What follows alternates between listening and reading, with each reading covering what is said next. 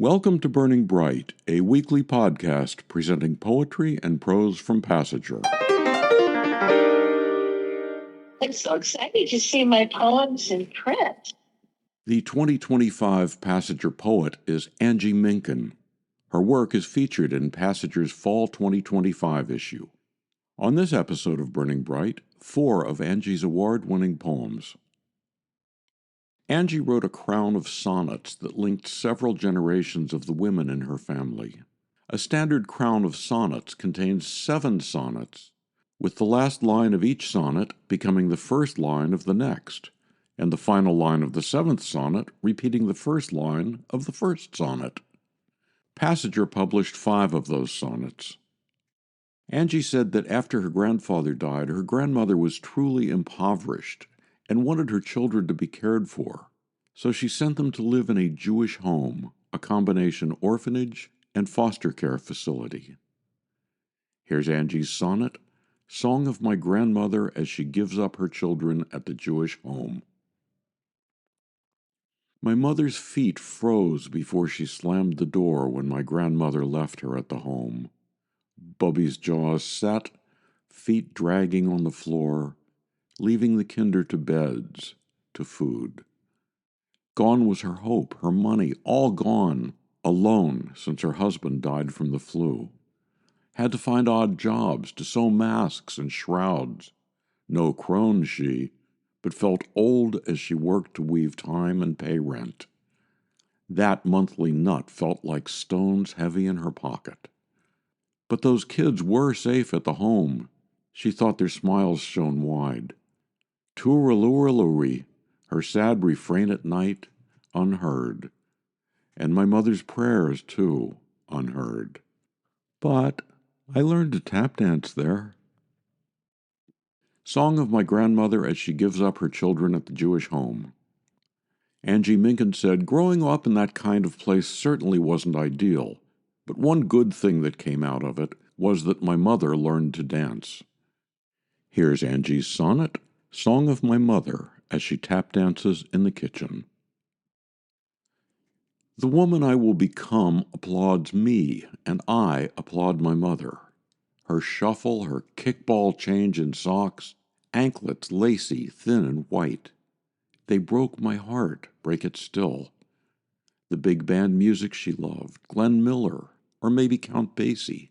Her secret smile while she bopped across our linoleum, stirring pots on the stove, always with style. Her pride as she danced by, her off-key hum, the radio's thrum. My brother in his crib, waving blue booties, sucking his left thumb. Sweet flow before my father's heavy tread, before the music slipped a beat, before mother's feet froze, before she slammed the door. Song of My Mother as She Tap Dances in the Kitchen. Angie Minkin said, I too have always loved to dance. As a teenager, I'd shut the door, put on Rhapsody in Blue on the stereo, and, put on my black tights and tie up one of my dad's white shirts and go kicking around the room and make up my own choreography. Angie said she started out writing Song of Myself as I Listened to Rhapsody in Blue as a standalone sonnet after listening to the famous Gershwin song One Rainy San Francisco Day. She said, of course I was inspired by Whitman as well, but there's something about that first Gershwin clarinet riff that is so thrilling and inspiring. Here's Angie Minkin's Song of Myself as I Listen to Rhapsody in Blue. Opening notes twist guts, riffle my spine, glissando of blues. I'm 14 again, black tights and leotard, head back, legs high-kicking. I'm Natalie Wood, Gwen Verdon, graced by Robbins and Fosse, a puppet and the music's slave, feelings I'm afraid to claim. Enthralled by blare of brass trumpets, I lead a troop of dancers far away to the sky, as we fly through the window, following me, only me. Will the eagle swoop us up? I'll spread my wings, race shadows of yearnings, swells of despair, bow, wheedle the gods, music ends. Back to my body, the woman I will become applauds me. Song of Myself as I Listen to Rhapsody in Blue by 2025 Passenger poet Angie Minkin. For Angie, poetry as well as dance is physical. She said, "We must learn to love this mutilated world, but wow, sometimes it's so difficult." She said, "I have a brand new granddaughter, and she fills me with delight and hope.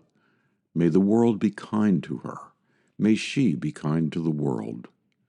This last sonnet by Angie Minkin isn't about her granddaughter, but about her daughter. Song of My Daughter as She Looks in the Mirror. This tough cookie, so fragile, too many fears as she gazes steely-eyed, hard and cold. Hardest on herself, of course. Many tears released over years as she fought the core of who she has always been, questioning deepest self.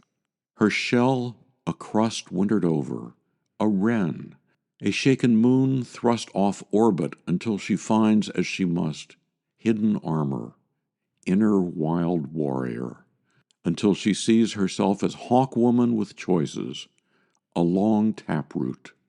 She forges a different way, her own, carves a beacon in a separate sky.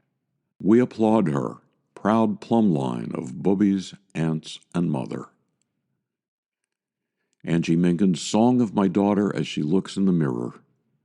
Angie said she still takes dance classes and yoga, particularly inversions like shoulder stands and downward dog.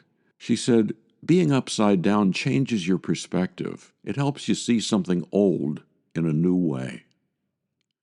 We've been listening to pieces by the 2025 Passenger poet Angie Minkin. To buy the issue of Passenger that features Angie's work, or to subscribe to, donate to, or learn more about Passenger and its commitment to older writers, visit PassengerBooks.com.